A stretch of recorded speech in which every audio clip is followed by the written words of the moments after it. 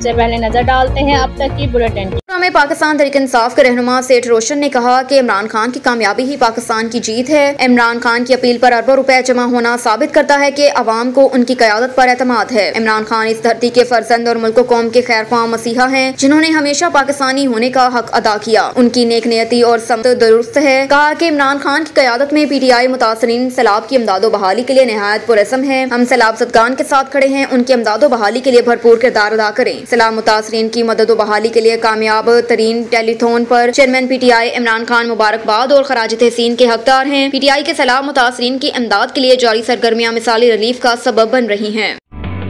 सर्दियों में नज़ला और जुकाम बनते हैं कई बीमारियों का सबब। डेटॉल सोप के रोजाना इस्तेमाल से सर्दियों में बच्चों को बीमारी से शील्ड करना है आसान। इसका जर्म डिफेंस प्रोटेक्ट करे 100 बीमारी फैलाने वाले जरासीम से और दे यकीनी हिफाजत।